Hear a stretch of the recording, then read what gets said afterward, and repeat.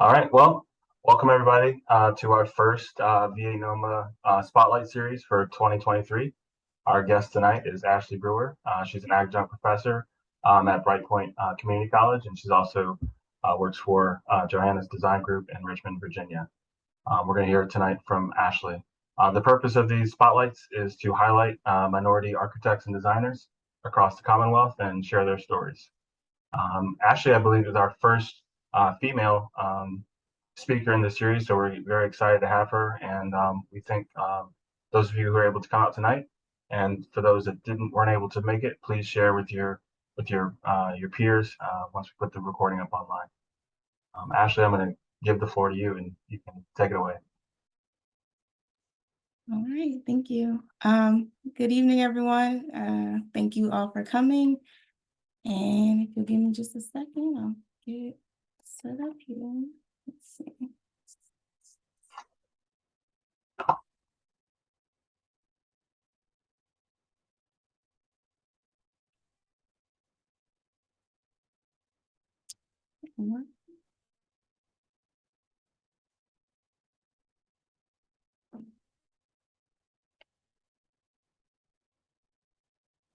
Sorry, it worked a second ago when I didn't hear you.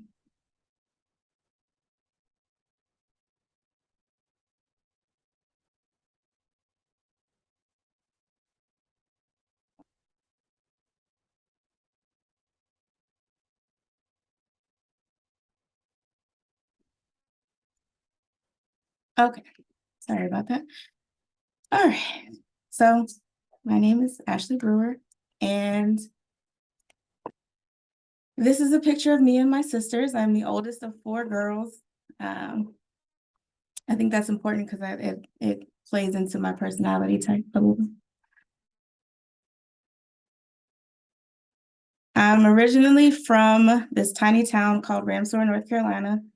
It's about 3 hours south of here. I was born there in North Carolina, but I was raised here in Richmond, went to middle school, middle school, high school here. And then I ended up back in North Carolina for college. So as Ian said, I am a designer here in Richmond. I work for a small firm, Johannas Design Group, and I also I'm an adjunct professor at Brightpoint Community College. And so it looks like from this list that I went the straight route, high school, undergraduate, graduate, and then I became a professional. But really, I took the long way around. I went to undergraduate school at North Carolina A&T State University, which, if you're not familiar, is an HBCU in Greensboro, North Carolina. And I actually studied engineering.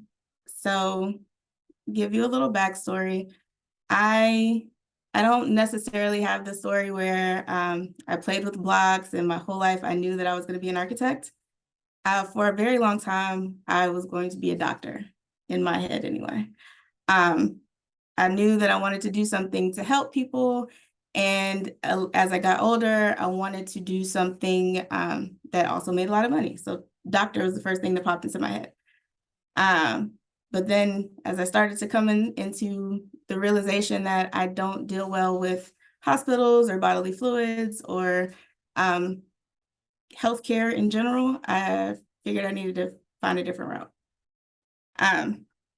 So once, I guess about middle school, I was really interested in art and music.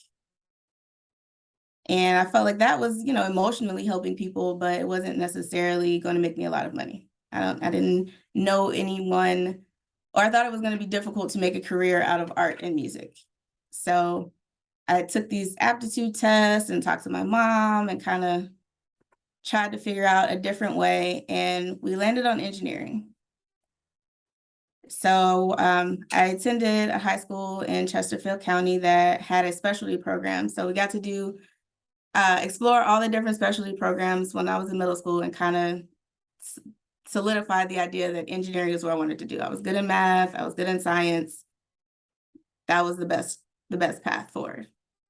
and I started taking drafting classes. Actually, life comes full circle, right? My first drafting class was actually at John Tyler, which is Brightpoint's formerly known as John Tyler. So it's actually kind of interesting that I came back here after all this time, but we'll get to that. So I took my first drafting class at John Tyler, and I was enrolled in this engineering specialty program for the high school, and I loved it. I was like, drafting is cool. The engineering components of the different classes that I was taking was really interesting to me at the time. So I finished that program, and then I'm applying to colleges. And of course, I want to apply to all these top schools. I applied to Virginia Tech, I applied to MIT, and I can't exactly tell you how I ended up at North Carolina A&T. I think it had a little bit to do with it being an HBCU, a little bit to do with me being in love with music, and they had a really good band. I think it had all the combinations of things I was looking for. And then they had this program for architectural engineering, which I thought was the best of both worlds. I thought I could get the arts and the architecture, and I could also keep going down this path of engineering, which at the time there was this really big push, which it kind of still is, for women in engineering and women in the STEM field. So I thought I could get everything all in one.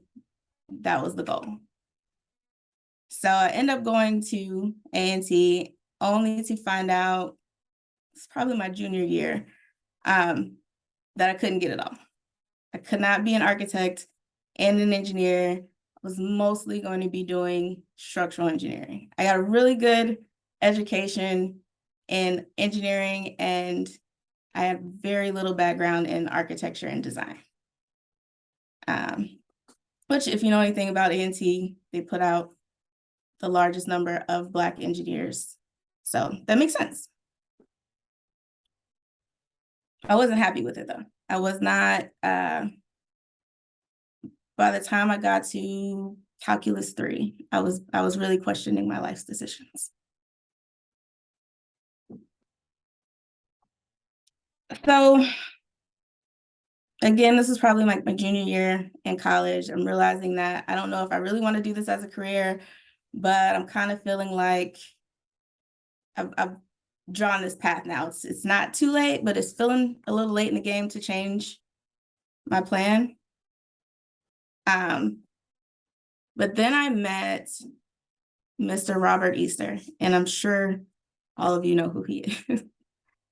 And I think it was some kind of design competition, but he was really good friends with one of my professors. And he came to judge a competition, and I got to talking to him, and he was trying to convince me to transfer. He's like, "You don't want to be here, come to Hampton."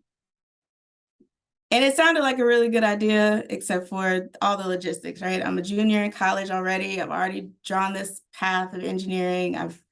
I'm set in my ways, and I don't want to give up. I'm right here, really close to graduating at this point. I'm just going to see it through. But now he's planted the seed of architecture. And at this time,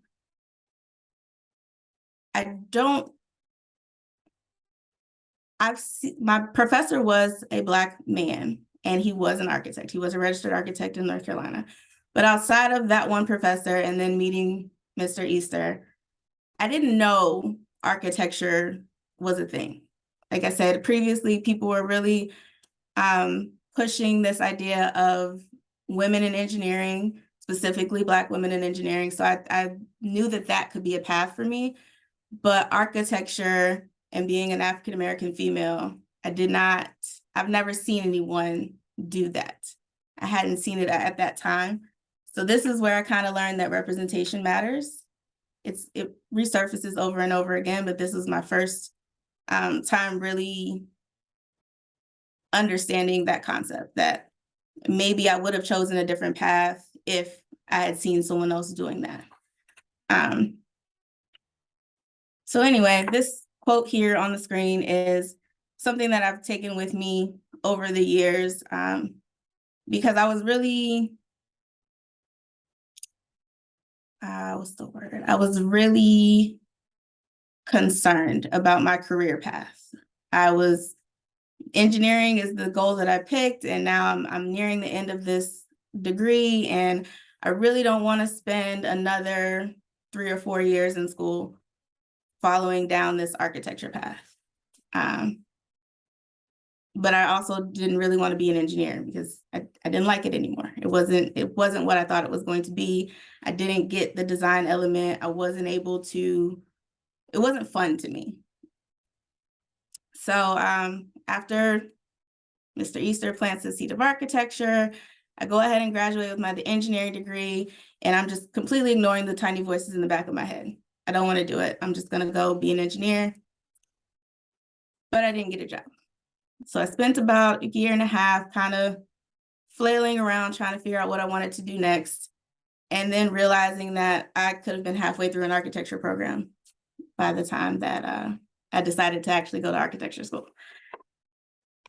So this is why this quote sticks with me, because whether I liked it or not, the time was passing, and I could pass the time by going to architecture school and really enjoying what I did for a living, or I could keep being miserable and going from job to job, not doing anything. I wasn't using my degree. I wasn't enjoying the work that I was doing. I was just letting time pass me by. So never give up on a dream, because it will take the time to accomplishment. The time's going to pass anyway. So I go to graduate school. Literally the hardest thing I've ever done.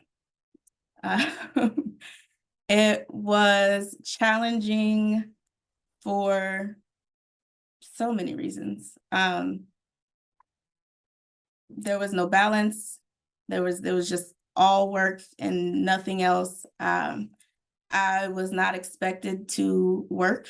I was not expected to work a job. I was supposed to spend all of my time in the studio. And not only was I not used to that culture, I hadn't been without a job.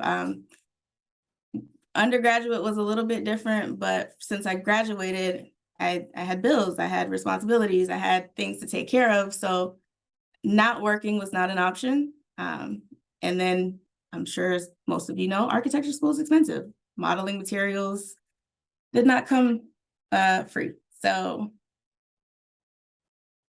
difficult times for sure. And then just having an engineering background, I thought that would be helpful in architecture school, but hindsight, architecture school really taught me how to think about design. It didn't really necessarily care about how the building was going together. It made me think about spatial relationships and things like that. And I was all, but where are the columns? Where are the headers? Where's the ductwork going? In like my first semester, and they were like, don't do that. So it was difficult. And then it was also difficult because I was going from an HBCU where literally 98% of the population looked like me, to there was me and one other Black person in my studio. So it was just a shock to my system all the way around. I was not used to studio life. I was not used to not having a job. I was not used to not being around people who looked like me. Just a mess. Everything felt like this was the wrong decision. Why did I do this to myself? And I didn't even want to be back in school. But I made it. I made it out. And I feel like this picture here kind of represents that, this half-finished struggle model.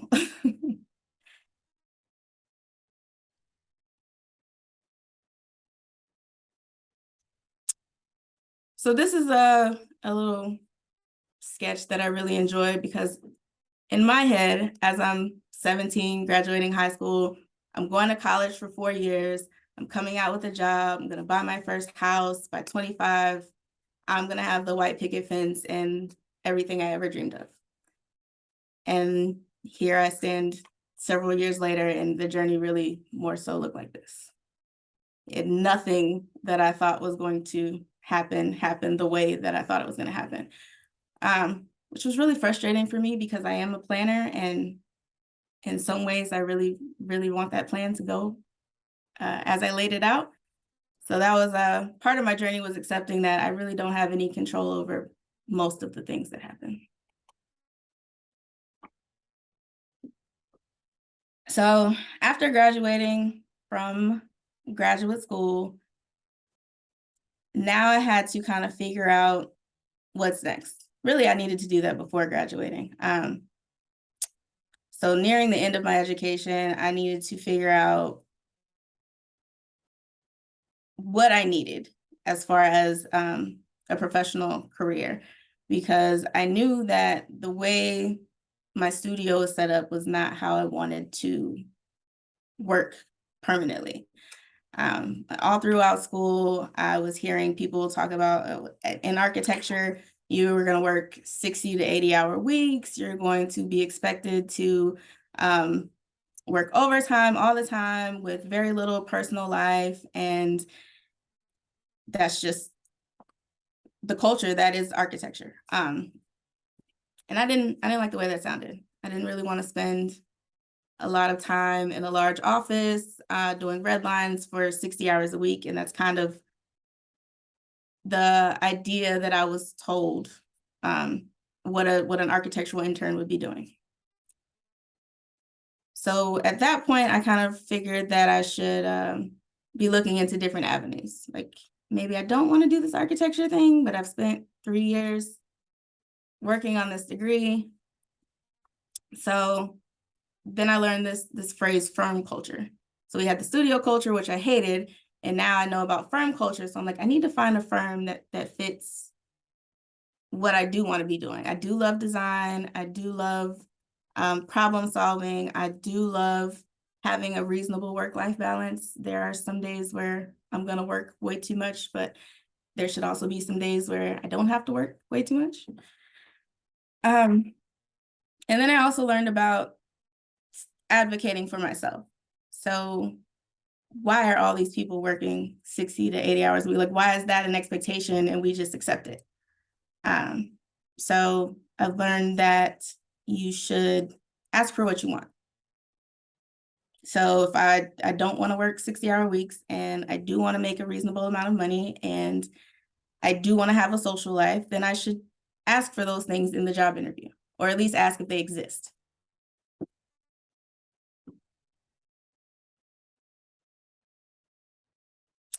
I missed a point. Let me back up a little bit. Before figuring out that I needed to self-advocate, architecture school also taught me that I need to make decisions. And that sounds really simple, like just make a decision. But I'm the type of person that I have all these options laid out in front of me, and then making a decision gets really difficult. So it's probably my second studio. I had 2 professors that were polar opposites of each other. And one professor would say, this is the way your project should be going. And then the other professor would come in and totally negate everything that professor said, and this is the way your project should be going. And after a couple of weeks of that, I was just completely losing my mind, trying to figure out which way my project should be going, and realized that I had to be the one to make that decision and then be able to defend the decision. Whether it was good or bad, it was my decision and I could support it. So that's what I was going with. And that turned out to be a very, very valuable life lesson in general. Like, there are a million ways to do this one thing, but you just need to pick a decision and stick with it and go forward. So learning how to make decisions and not look back and not second guess myself, then learning to advocate for myself. So those 2 things kind of built on each other. So now I graduate grad school and I am looking for a job, and one that fits on my check boxes. I need to have work-life balance. I need to be able to do more than just red lines. I'm really interested in design, and I want to be able to do that in the office that I work in. And now we're at my first job. So I told you guys I was originally from North Carolina, came here, went to school, high school, go back to North Carolina, and then as luck would have it, I end up back here with my first job offer. And that is where I am currently with Johannas Design Group. And we do most of our work in the city of Richmond, and we do a little bit of everything as far as, well, I won't say that. There's a lot of architecture fields, but we do residential, small commercial, adaptive reuse, and I get to work on a little bit of all different types of projects. So I really enjoy that. And they also encourage my community involvement. So when I first came back, and I was really excited to be an architect and really excited to jump right in and thinking I knew way more than I did at the time. One of the partners at my firm asked about joining a committee.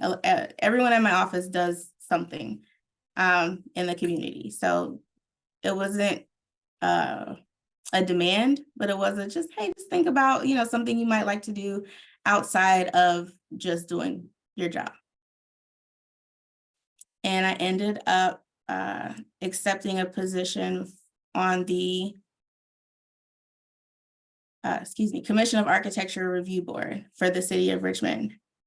So I've actually done this for a few years now, where we review and typically support the applications for historic projects. So homeowners will apply to restore, or I'm fumbling all over my words, I'm sorry. To restore or renovate or refurbish their homes that are within protected historic neighborhoods. And when we review those applications and try to protect and keep preserve the history of Richmond. And that was really interesting to me because of all the cities that I've been to. I feel like Richmond is really rich in culture and history. So it's really nice to try to hold on to that and be a part of preserving that for generations to come. At this point, you're probably wondering how I ended up with this adjunct professor title as well. So I wear a couple of different hats. One way to get me through school, although I was not supposed to be working, I tutored. And so I really found that, and this kind of aligns with my community involvement and outreach, I really enjoyed working with students. So even though I was a student, I worked with younger students doing lunch buddy programs or tutoring, and I really enjoyed that connection. Once I got a little further along in my career and started working significantly more than I had been previously, I wanted a bit more structured schedule, and becoming a professor seemed like the way to still work with students and still reach a younger class, but have a more structured schedule. So I ended up taking a position at Brightpoint, where I teach CAD. I teach computer drafting. And that's been probably about 2 or 3 semesters, not years now. And I'm really finding that to be a good challenge.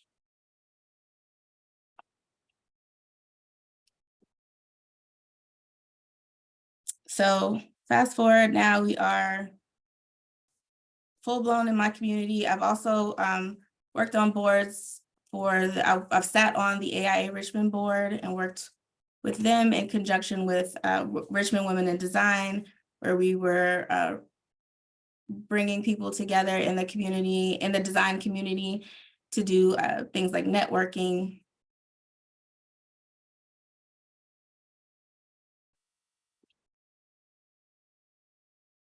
I also I enjoy reaching out to different schools. I've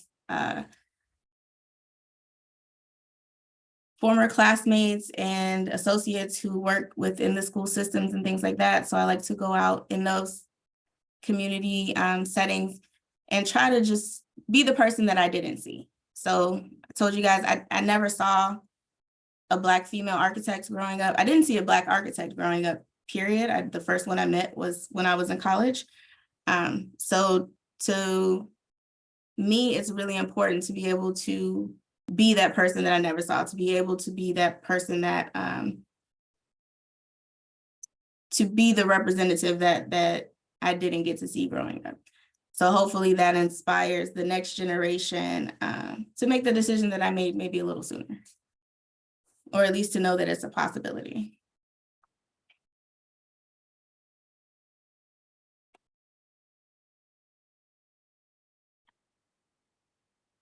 So to kind of wrap it all up, I like this quote: you don't have to fit into the box that they gave you. So I don't have to be one thing. I don't have to do what was told. And these are kind of the lessons that I've learned along the way.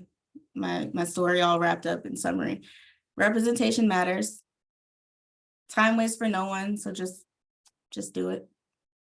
Make a decision. So be confident in that decision making. Advocate for yourself, and making mistakes is part of the journey. So one thing in my career that I'm still kind of working on is that I was terrified that I was going to make a mistake. I don't know why, I don't know where that came from, but initially I was just, everything has to be perfect, and I don't want to mess anything up. And that really hindered the decision-making part, because I'm like, I don't know which way to go because I don't want to mess anything up. But as time has gone by, I've learned that that's just part of the journey. And I would call these lessons learned, but I think they're more, for me at this stage in my career, lessons that I've identified, and I'm still kind of analyzing them and trying to make sure that I'm implementing them. But these are my takeaways from my time, from my education days till now.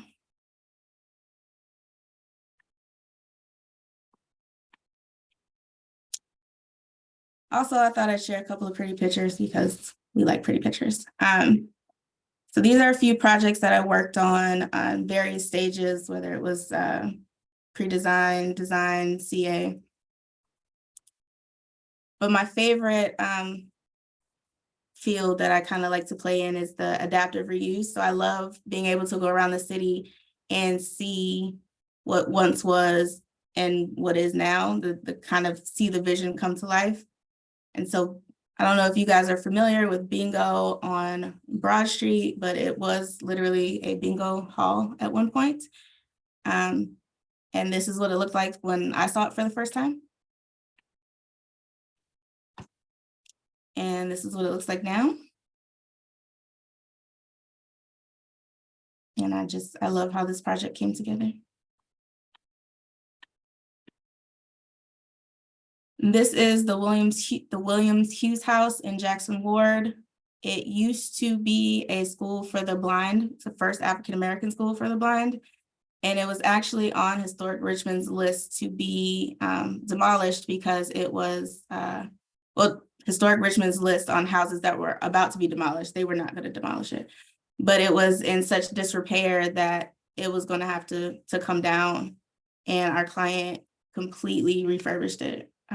This is what the outside looks like now.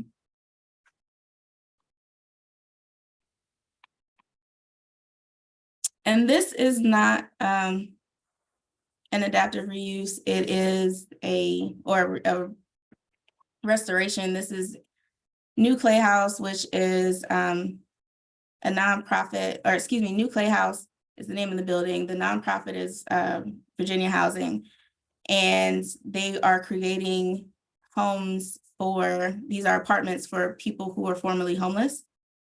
And I really enjoy this project because this was the inspiration image. This is the vision that the client and that we developed with the client, and it came out almost exactly how we envisioned it, which is amazing to me, still to this day. All right. That is all I have, I think. You guys, I see one person in the chat. You guys have any questions for me? Yeah, we can open up for questions. That was great, Ashley. I really appreciated your message. I think that's kind of the big reason why we do these spotlights. It's not necessarily to highlight like specific work, but it is to highlight the journey, because as you know, it's difficult, and we're trying to increase our numbers in minority architects. And I think just one of the things you touched on in your talk was about just representation and knowing that's a possibility. So that's why we do this. So I really appreciate you sharing your story tonight. So the floor is open for questions. I wrote down a bunch of notes myself, but I want to open up to the rest of the group to ask away.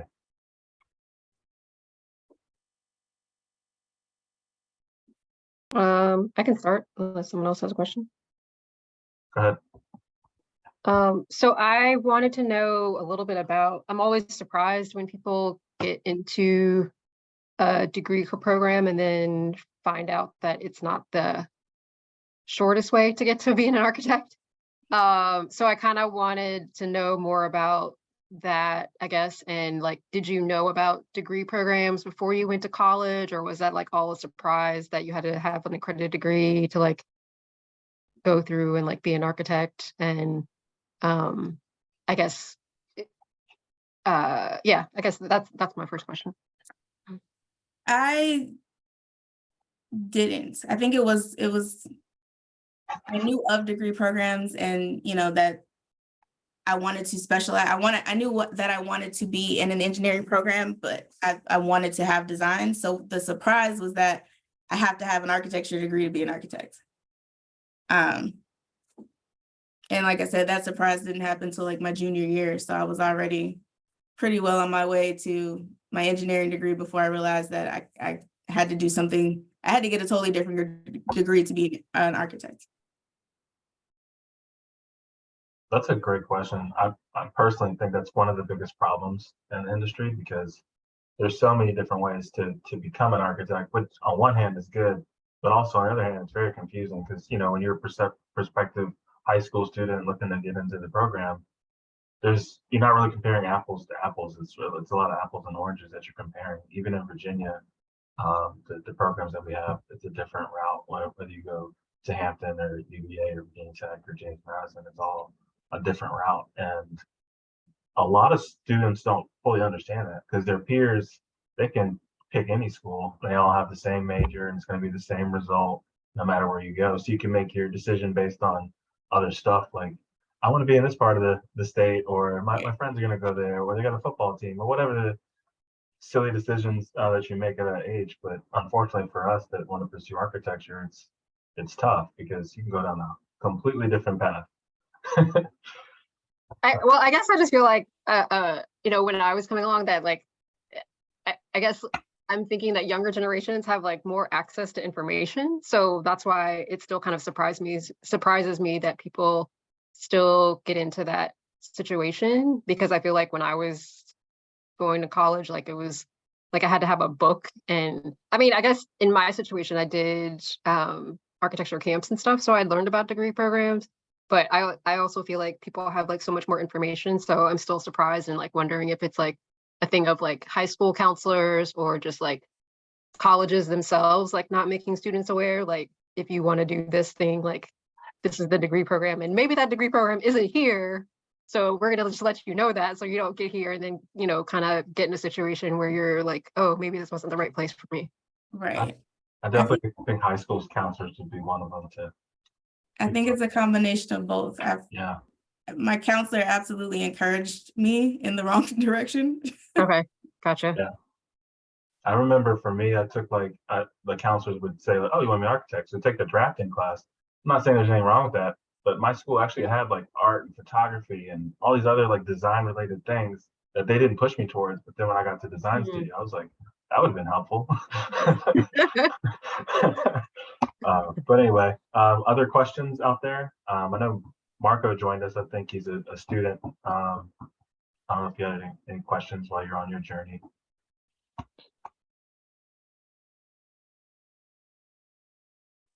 This is Kelly. I have a question. Ashleigh, I was wondering if you could share a little bit about like your licensure journey. Oh, Kelly. I mean, you shared such a wealth of knowledge during this conversation that I think is very influential and inspirational for young emerging designers, students, people in high school, you know, who want to become part of the built environment. And so I was just wanting to make sure that we tuck that in, even if you're still on the journey, which is totally fine.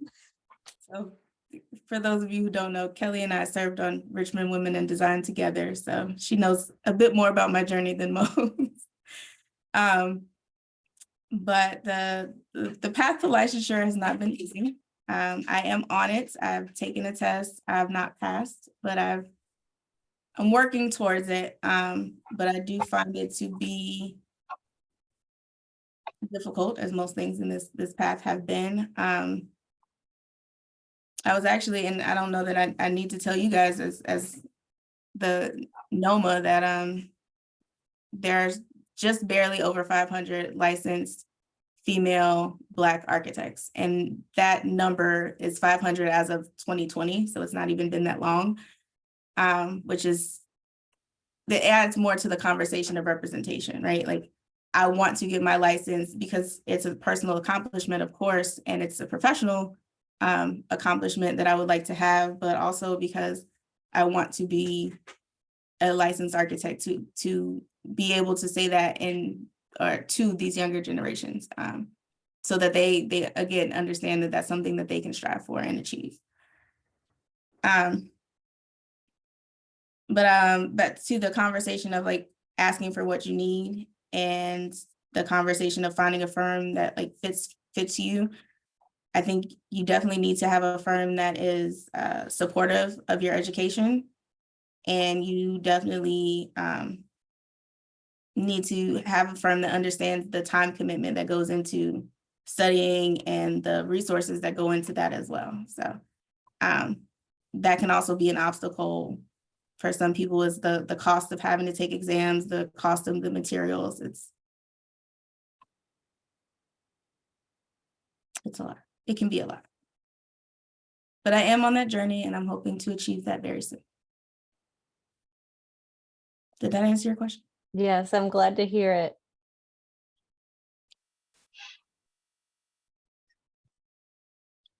Do you have any any tips on, like, let's say for example, for me, I go to Tuskegee University. I'm in an accredited school, so right after graduation, I could technically go to work without having to, go to grad school in order for me to start working and then begin the journey already on. So, let's say for your license, what was what's the step you take to start this journey? I'm sorry, I could barely hear you. Can you say that one more time? Yeah, okay. I said, what was the step you took on the journey of you beginning, like studying, preparing for the license? So I'm gonna answer this in two ways. The way that I did it and then the way that I see people doing it now. I completed my degree program, took my first job. I did all my AXP, my experience hours. I think they call it something else now. But I completed all my experience hours and then I started preparing to take my exams. And I'm still kind of torn on which way is the quote unquote best way to do it, because I've heard now they're implementing experience into degree programs. And I feel like my experience is helping me study. So the things that I've learned over the last 5 years is contributing to, when I'm reading these books, I can put those two things together. And I think that's really helpful. Versus, I don't know that when I was in graduate school that I would be able to retain the information in the same way. But I also understand that now that I'm pretty deep into my career, not pretty deep, but now that I'm involved in my career, it's a little bit harder to set the time aside to really study. There's always a project that needs to be done, a deadline that needs to be met, life in general that can take away from that. And it would have been much easier when I was already a student in study mode to just study a little bit extra for this exam. So I don't know the right answer, but I guess it's a little bit different for everyone. It's definitely different for everyone. I would say going through the process. I would also maybe go back to like the slide you had where you had like the journey of the straight line, and then you had the journey of like the zigzag. I think for me it was like a zigzag for the license, and I think it can be like that for a lot of people, because like she said, once you get out of school, you start working a little bit more.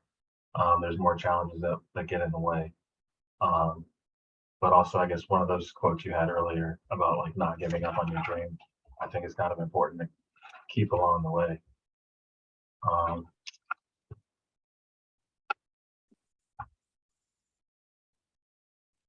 I have a question for you, Ashleigh. This is Michael. So how do you feel like the opportunity that you have at Brightwood allows you to impact minorities and women through the CAD class? Brightpoint. Again, I think that goes back to the representation. I had one female professor. I'm trying to think, maybe two in my 8-year collegiate career. So I think that just being at the collegiate level is important. And then myself and Crystal, who's not here right now, we're both on the same team. Crystal is actually my boss at Brightpoint. So to have 2 Black female architects in the same department is a powerful statement in itself, in my opinion.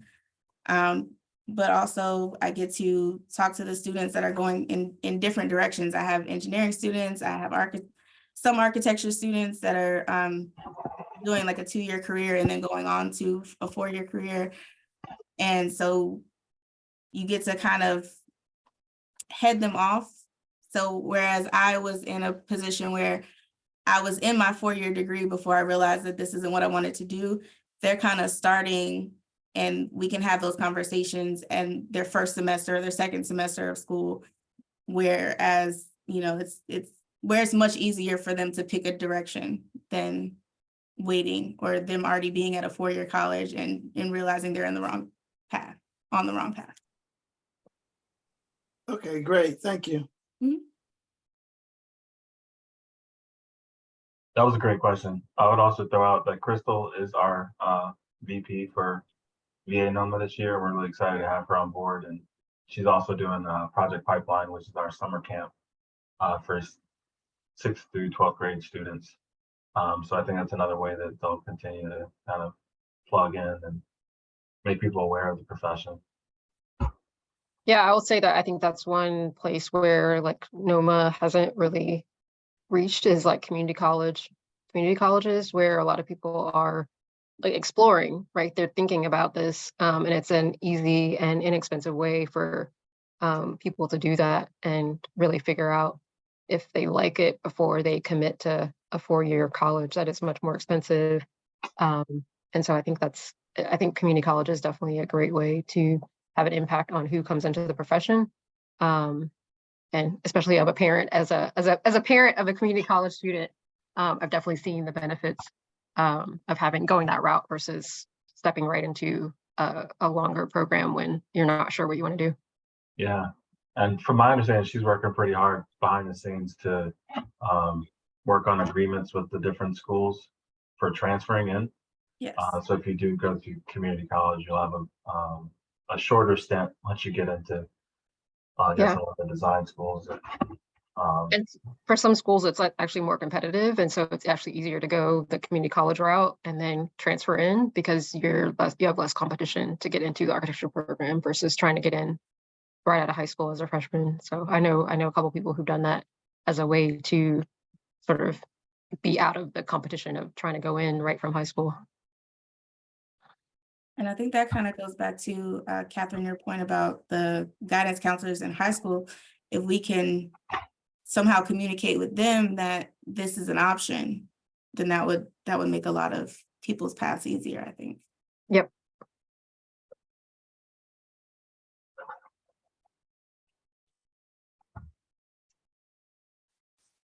What are you looking for next in your career, I guess, after you get licensed? Are you, is there some project type or firm experience that you're looking for next? So this kind of twofold, right? I told you I'm a planner and I really like having these things delineated. I'm trying to stop that. I'm really trying to enjoy my accomplishments and appreciate the moments that are now. But still, you know, also setting goals along the way. But that said, I don't have an answer for that. My license is kind of this is the long-term, short-term, this is the goal right now. And I really enjoy. You can be done with that at the end of the year. Very true, very true. With the help of Joelle in our ARE series. Yeah, got an ARE series going on. I always tell people, if you just commit to a year of like saying no to all the extra stuff, you can get your license done. I agree with you. Now. And now it's only 6 exams. When I was doing it, it was 9. So it's only 6. So you could probably do it in 6 months if you really wanted to. Applying pressure now. No. That's my job. That's my job.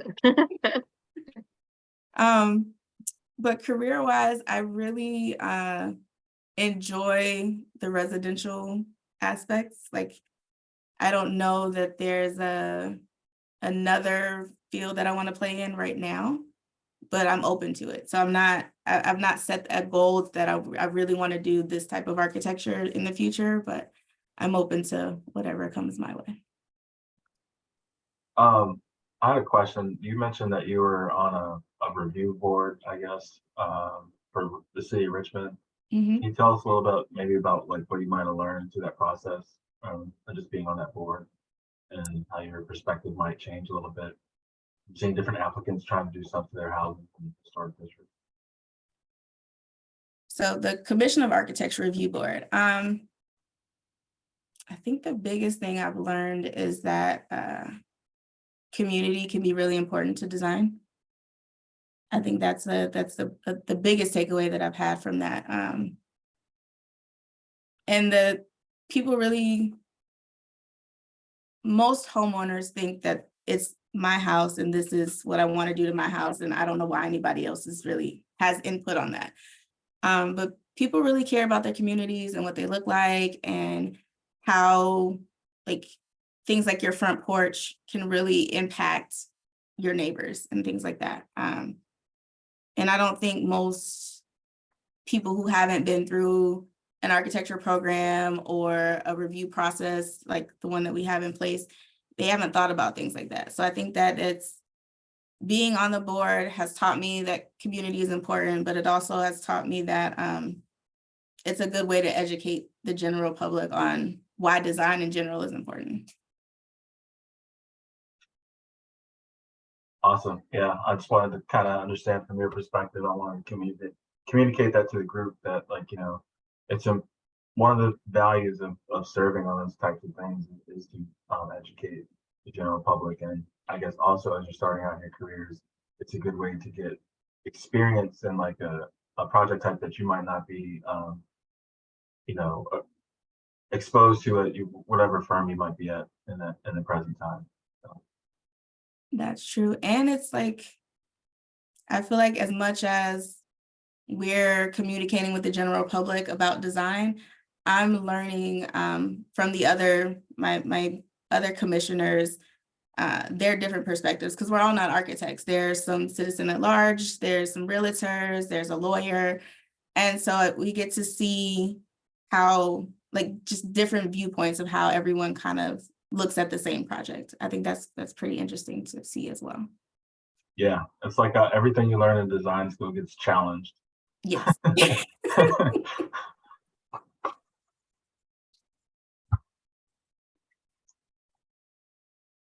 Um, is there any other questions floating around? Thoughts, ideas? I want to add to the conversation we were having about licensure. One of the things that has been, and Kelly has heard me say this multiple times, one of the things that's been keeping me on the back burner from completing this is the failed tests. And I hear everyone say, you know, I failed this, or I failed 2, I failed PPD 3 times. But that kind of adds to my point of the time will pass anyway. Like I keep waiting and waiting and waiting because I'm scared. I get a little nervous, like, oh man, I was this close and then I didn't make it and I don't want to fail again. So just generally, especially Marco, since you're the student here, keep going. Very cliche, but also true. 100%. As I- someone who failed their first test, I didn't study again for a year out of spite. And I look back on that and I regret it. I mean, I was holding myself back. Yeah. And there's no need to do that unless you really just need to emotionally get over the hump. But I think mine was a little bit of both spite and I was like, I think. Yeah. For me, I had, when I took it, it was 7 tests. Passed, I guess 6, and then I had 1 left. And a coworker of mine hadn't taken 1. And then he's like, just decided, I think I'm gonna start taking them. And then he took all 7 and passed it. Meanwhile, I was failing building systems like over and over again. And eventually I passed it, but it was challenging, but yeah. I posted a link in the chat. I've been collecting architecture licensure stories for a little while. So there's 40 plus posted on the website, all from different angles, from the person who passed everything on the first time to the person who had to take an exam like 7 times before they passed it. So definitely encourage people to check that out, because there's lots of different ways to get through the exam process. And there's lots of challenges that people have. So it's good to see that you're not the only one out there. That's good to hear, because a lot of the forums are, oh yeah, pass this in 6 months. This is all you have to do. And it's just like, no, that does not work for everyone. Or the ones that are like, I had a baby and a wife and I still dedicated this amount of time and it's just like 6 weeks and I passed all of it. And it's like, that is great, but that is not my testimony. Mhm. I think the biggest challenge to licensure, beyond just the monetary investment, is discovering what is your study style and the types of materials or processes that accentuate that. So for me, I feel like a crazy person, but I have to like handwrite things for it to go in my brain. So I literally like rewrote the whole ballast book. If anybody wants a copy, I got you. But just figure out what your style is. There's so many more resources now. There's videos, if you're more of a video auditorial learning type person. There's just so many resources, and figuring out which ones work best for you is the biggest step, I think. Yeah. So I recorded myself reading the contracts when I was doing my exam.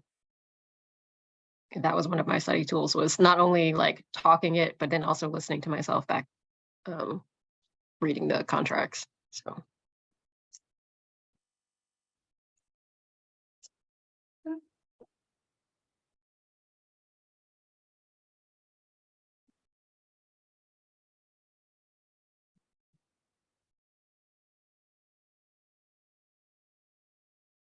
Well, this has been a good discussion. Thank you, Ashley. Kelly, we have anything else we need to share with the group, or? Do you still have your slides? Did you have like the sponsor slide? We can give a quick shout out. This is I do not have a sponsor slide. oh dang. Well, we have a slew of wonderful sponsors, which you can see on our website at vanoma.org. And it is with their generosity and contributions that allow us to have these amazing conversations like we had this evening. And so just want to give them a shout for being, big supporters of us, repeat supporters of us. And if you or your company or someone you know would be interested in sponsoring VANOMA, feel free to pass along our info and we will help facilitate that, because every little bit helps get further along in our journey, right? Growing as a chapter and benefiting all those who are participants and members.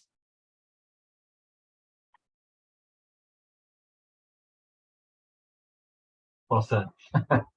Well, thank you all for coming tonight. Have a wonderful Thursday. We will do this again next month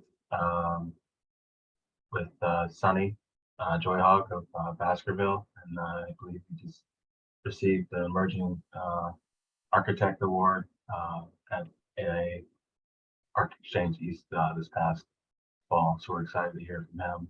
And we'll have future spotlights third Thursday of the month.